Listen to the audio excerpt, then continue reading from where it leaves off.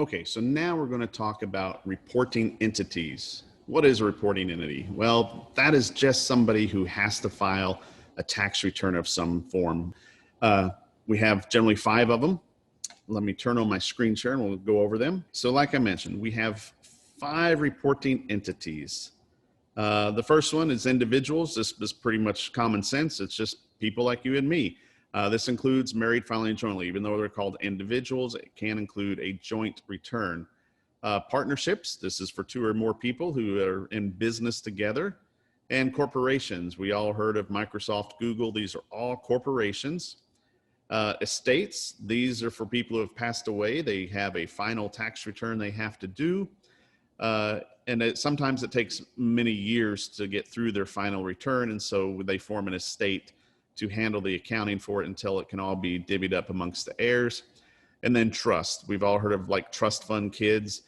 This is where you can put various things so that it doesn't have to go through your estate. We'll focus on individuals in this course, but like I say down here, it's all basically the same. Gross income minus your deductions times your tax rate equals your tax. We'll learn about the tax formula here in the next lesson. But I mean, that's basically it. Gross income minus expenses equals taxable income times the tax rate equals your tax due.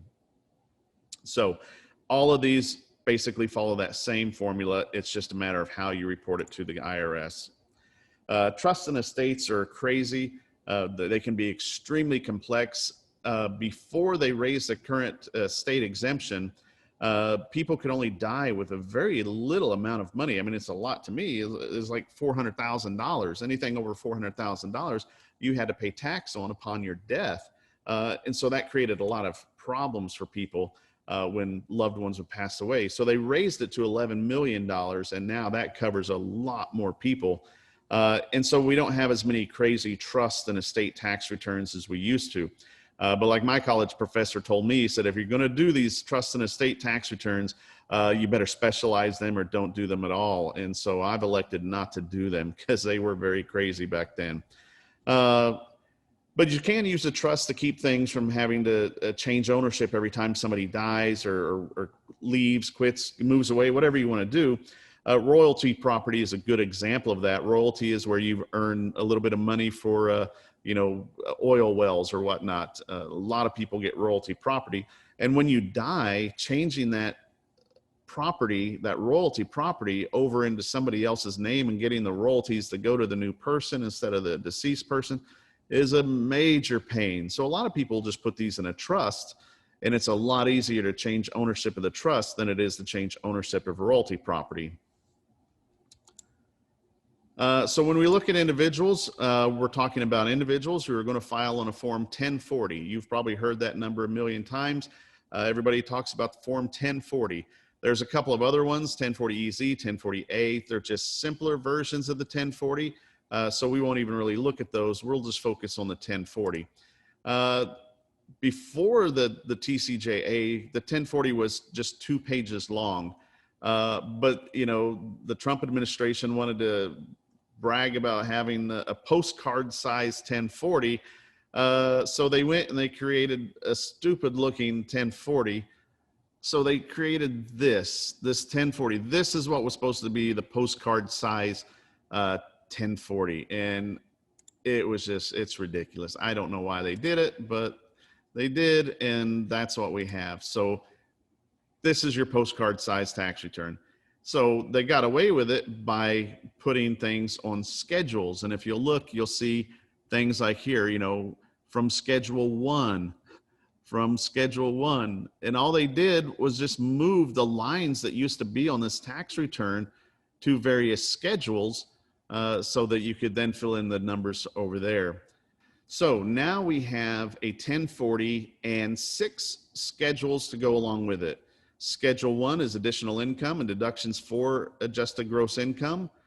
Schedule 2 is additional taxes like self-employment taxes, non-refundable credits on Schedule 3, other taxes, and then other tax payments, and then foreign address for taxpayers. So they created all these pages that used to be all part of the 1040. So not a big fan of that. I did notice in 2019, we had kind of a retraction of some of these things, and the 1040 is starting to look a little bit more like the 1040 that it was before the TCJA. One thing I would point out is that a lot of the major tax preparation chains, I'm not going to mention their names, but you've heard about them. They have commercials on TV all the time. They charge per form. And so they love all these new schedules because it just makes your fee go up. So just be aware of that when you're going to price out a tax return. Don't be afraid to call a CPA office. Lots of times there's smaller CPA firms that are more than happy to take on your easy tax return for generally a cheaper price than some of the big block change. So some other commonly used schedules on the 1040. This is a Schedule A. We use this for itemizing our deductions, and we'll talk about itemized deductions in a big chunk of this course. So we have medical, taxes, interest, and charity. Those are the big 4 items that most people get to deduct as itemized deductions, and we'll talk about how that works later on. This schedule's been around. It's looked like this ever since I was in college. And so I'm glad they didn't change that. And as you can see, I'm not a fan of the new schedules, but Schedule B is for interest and dividends. So the part 1 up here is where you put your interest that you earn from savings accounts, checking accounts, CDs. Dividends, that's where you own some stock, and that stock has paid you some dividends, and you'll record that here. And again, this has looked like that for decades now. A Schedule C, this is where you have a profit or loss from business. This is generally what's referred to as a self-employment business. You're in business for yourself, and this is where you report your income and expenses if you're a sole proprietor. If you're a partnership or a corporation or an LLC, there's some other forms you might have to fill out. So again, you can see we have your income here, your expenses, and you get down to your net income over here. And this is what we pay our taxes on. So this is the magic number down here. The name of the game is to get this number right here as low as you possibly can. If you have more than $400 of self-employment income, you have to file this Schedule C. So it's not hard to get over $400. A lot of people don't realize they're self-employed. They just think, I just did this side job and made $500 for painting this guy's house. Well, that's self-employment income, and you need to file the Schedule C. And a lot of times people try to call it a gift. Here's some money for painting my house, but it's a gift. You don't have to claim it. The clergy, believe it or not, are some of the worst ones. They often get what's called a love offering or other words, around Christmas time or things. And it's usually a significant amount of money. And clergy people often tell me, no, that's a gift. I don't have to pay tax on it. Well, we'll get into whether or not it was a gift later on, but just know that it's not a gift. They didn't give that clergy a gift out of the goodness of their heart. They gave it to him because he works there for them. So they have to pay taxes on that, and clergy are the worst when it comes to that. Schedule D are capital gains and losses. We'll talk about capital gains a little while from now. But this is basically where you've sold an investment and you either have a profit or loss from it. Stock transactions are the biggest ones that I've had to use this form for. Day traders, people who buy and sell stock daily, they're the worst because it makes this form huge. What you don't see is the form 8949 that goes with this, where we have to list every single stock transaction that goes with it. Sale of big assets, you might have to report on here or capture your gain. These types of things here are personal assets and personal losses. So if you sell your boat for a loss, you don't get to deduct that money. But if you sold that boat for a gain, you very much have to pay tax on that money. Schedule E, this is for rental property, is most commonly used for this, but royalty also shows up on here. And so again, all these forms look a lot alike. We have your income, your expenses, and you get down to your net income down here, which generally will flow over to your 1040, and that's where we calculate your taxes on it. Page 2 of the Schedule E allows you to get your income from pass-through entities, and we'll talk about these later on. You get a K1 from these, and a K1 is a lot like a W-2. The W-2 tells you what numbers to put on your tax return. It tells you how much your wages were, how much your federal income tax withheld was, and so you key those numbers into the appropriate spots on your 1040, and it calculates everything from that. A K1 does the same thing. So if you are a part owner of an S-Corp, you'll get a K1, and it'll tell you what your share of the income is, what your share of the Section 179 is, And you put those in the appropriate screens on your tax return, and it'll calculate your taxes for you. Schedule F is for farming. Again, income, expenses, net income. Same thing. All these forms are super similar, but we just have different labels on here. You know, you don't necessarily have to have a line item for feed on a rental property, but it makes perfect sense to have a line item for veterinary expenses on a farm. So again, these are all very similar, just work a little different. So those are your main schedules that you'll use on a 1040. Not everybody has all of these, but you easily can. Let's look at where we would put some income. If you get $5,000 income from a trust, what form would that go on? Well, if you remember, part 2 of the Schedule E is for your pass-through entities, which a trust is a pass-through entity. So you would have got a K1 that allocated $5,000 to you. $4,000 loss from a cattle ranch, what form would that have been on? Well, that would have been on your Schedule F for this farm and ranch. $700 interest from a savings bond. Well, very easy to see up here. Interest goes on a Schedule B. $300 the dividends from Google. Well, like our interest, dividends also go on the Schedule B, so that would go on Schedule B. $3,500 of property taxes on your personal residence. Well, we haven't really gone over it too much yet, but you'll see itemized deductions include taxes paid on your property. So it'll go on your Schedule A. And a $600 loss from selling Mary Kay Cosmetics. Well, that's self-employment income. So it goes on your Schedule C. And $1,200 gain from selling Microsoft stock. Well, like we talked about capital gains, go on your Schedule D. $5,000 profit from the sale of your vacation home. Well, it's still a capital asset and it's a gain, so it would go on your Schedule D. All right, so now let's look at some tricky ones here. A $20,000 for a nose job to make me beautiful. Well, you would think that's a medical deduction, so you can deduct it as an itemized deduction.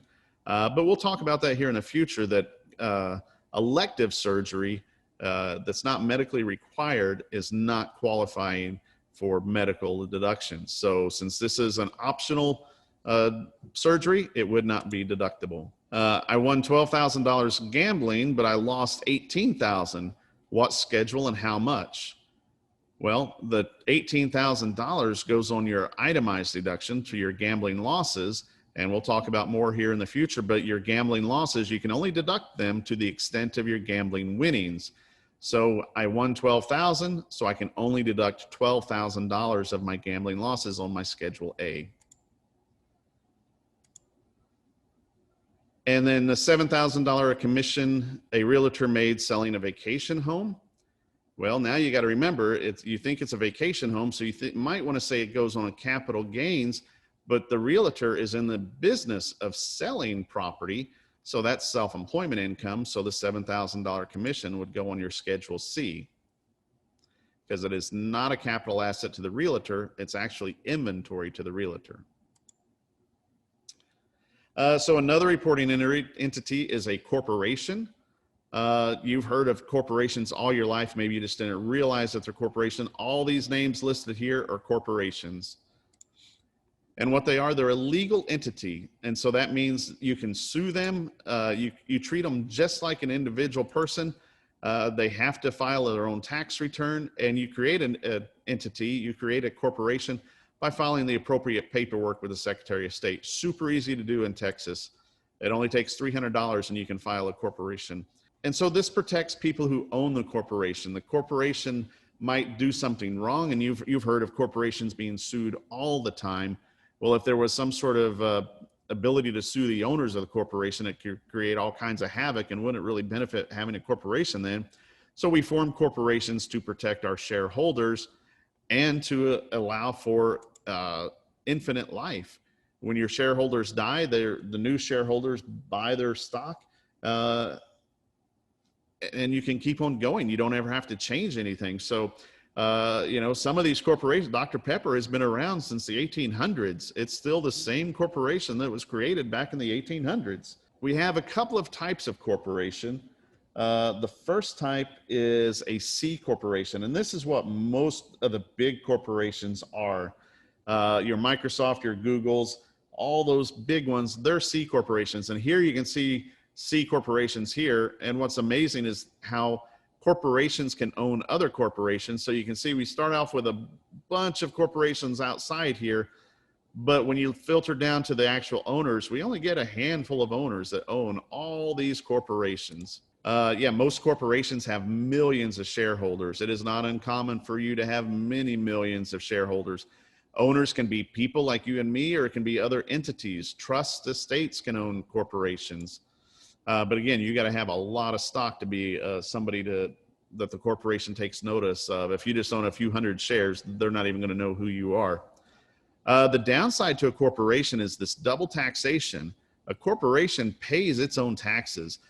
So we'll have to come up with its gross income, subtract its expenses, and that'll give us our taxable income. We'll apply the tax rate, and that's how much money the corporation has to pay. Shareholders get dividends from a corporation, and dividends are taxable to the shareholder. So now you can see we've had double taxation. The corporation paid tax first, and then when they distributed the remaining profits, the shareholders now have to pay tax on it too. So this may not seem like a big deal when you're talking about these big corporations, but when you have a small corporation that's usually privately owned by your family or something, now you're realizing that double taxation pretty painfully in the wallet. Another type of corporation is what's called an S corporation. Works a lot like a C corporation, except it doesn't pay taxes. It's what we call a flow-through entity. The profits and losses from the corporation will flow through to the shareholders on a K1, and the shareholders will put those numbers on their tax return. And so that is a lot of people love the S corporations because it avoids the double taxation, and there are some great tax benefits to having it. Limited liability corporations, these are new ones. By default, they're taxed like a partnership. Unless you only have one member, then you're taxed as a sole proprietor. But they can elect to be taxed as a C Corp or an S Corp. And there's various reasons why they might want to do that. And people form LLCs all the time. Like I said, $300 and a 2-page form with the state of Texas, and you can have an LLC. This protects the corporation from the actions of the owners. You know, here you can see if this guy here had a car wreck with this person, she could only sue and get this portion of his investment, and Carlos here would still own his half of it. So it really protected Carlos by having this LLC set from them. And it's not uncommon to have multiple LLCs. People will set up an LLC for every rental property they have. That way, if somebody gets hurt at one of their rental properties, their other rental properties aren't in jeopardy in the event of a lawsuit. Like I said, they're cheap and easy to form, so people file them all the time. Corporations either file a Form 1120 or an 1120S. They basically look the same, and they look just like your Schedule C, E, and F look. We have your income, we have your expenses, we have your taxable income. And so this form here is what will generate a K1. Now, in 1120, you don't get a K1 because it pays its own taxes. But on a pass-through entity like an 1120S, you will get a K1, and that will go onto your personal tax return. Partnership. This is super easy to set up. All it really takes is 2 people who decide to go into business together. They often have an operating agreement, and this is nothing formal. It's something that can be written down on a cocktail napkin if you want, that just talks about how you're going to run the partnership. There's a lot of basic things that are in there, like how is the corporation or the partnership going to be ran? What's going to happen if one of the partners wants out? How do we buy out part of the owners? How do the owners sell out? All of that good stuff. A partnership, by definition, must have more than one partner. If there's only one partner, then it is now a sole proprietorship. And so this is a problem when one of the partner either walks away or dies. Now you have a one-person partnership, and it converts into a sole proprietor. They file a 1065. And again, you don't get too bogged down with these form numbers. Just kind of keep them in mind. A 1065 is your partnership tax return. A partnership does not pay taxes, so yet tells you that you're probably going to get a K1 from the partnership, and each partner will pay their share. This allows you some flexibility on how the partners are going to pay their taxes. Maybe you're doing more of the work in the partnership, so you want a larger piece of the pie, and so maybe your your ownership is 75%. So your K1 would give you 75% of the profits and only 25% to your other partner. Now you can have more than two partners. I often just talk about a partnership with two partners, but you can have as many partners as you want. One thing I would like to point out is that when you have a flow-through entity, a pass-through entity, the character of the income or losses keeps its type when it flows through to the partners. So if a partnership earns some capital gains, it'll flow through to the individual owners as capital gains.